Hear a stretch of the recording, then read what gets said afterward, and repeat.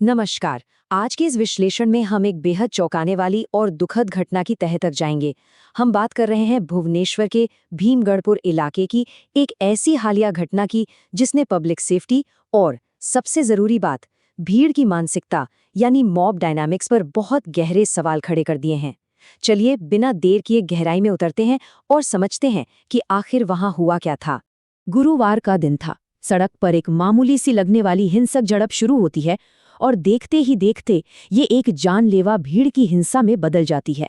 जरा सोचिए, पुलिस या प्रशासन के पहुंचने से पहले ही हालात इतने भयानक हो गए कि एक इंसान की जान चली गई। ये पूरी घटना हमारे लिए एक बहुत बड़ा अलर्ट है।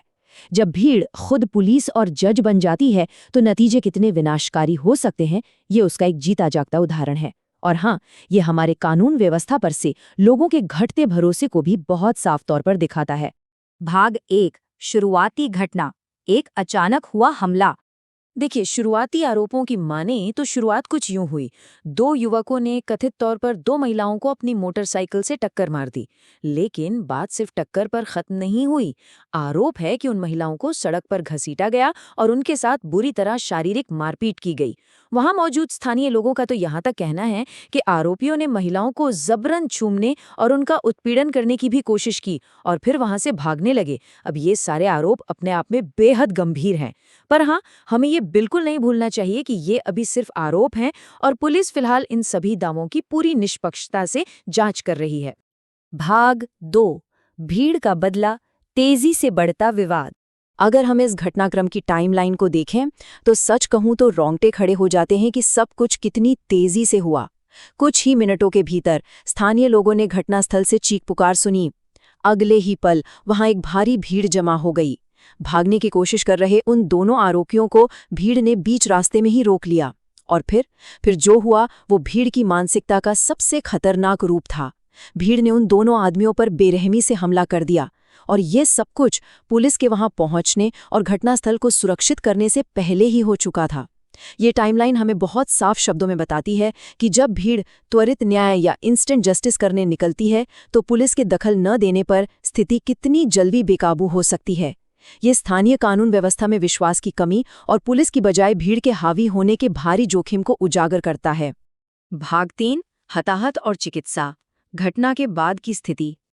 अब जरा घटना के बाद की मेडिकल स्थिति पर नजर डालते हैं। एक तरफ वो शुरुआती पीड़ित हैं, यानी वो दो महिलाएं जिन्हें गंभीर चोटें आई हैं। फिलहाल वो अस्पताल में हैं और डॉक्टरों की सख्त मेडिकल निगरानी में उनका इलाज चल रहा है। वहीं दूसरी तरफ भीड़ की उस खौफनाक हिंसा का नतीजा देखिए, जिसका सामना उन आरोपियों को करना पड़ा। भीड़ ने एक आरोपी को इतना पीटा कि उसकी मौत ही हो गई। दूसरा व्यक्ति गंभीर रूप से घायल है। उसकी हालत बेहद नाजुक बनी हुई है और उसका भी इलाज चल रहा है।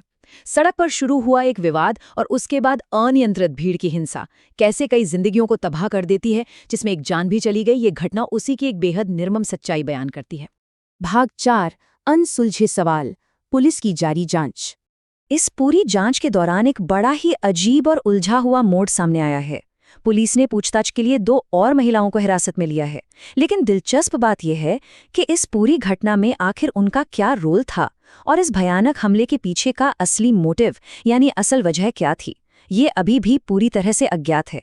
पुलिस अधिकारियों ने अभी तक कोई बहुत विस्तृत आधिकारिक बयान तो जारी नहीं किया है, लेकिन उन्होंने ये जरूर बताया है कि वो इस मामले की कई अलग अलग एंगल से जांच कर रहे हैं। तो इस पूरे विश्लेषण के अंत में हम एक बहुत ही अहम सवाल पर आके खड़े होते हैं। बिना किसी साफ मकसद और आधिकारिक बयान के पुलिस इस जानलेवा घटनाक्रम की असल सच्चाई के बारे में क्या पता लगाएगी? एक मामूली सड़क विवाद से शुरू होकर मॉब लिंचिंग जैसी भयानक घटना में बदल जाने वाला ये मामला हमारे समाज के लिए वाकई कई बड़े सवाल छोड़ जाता है।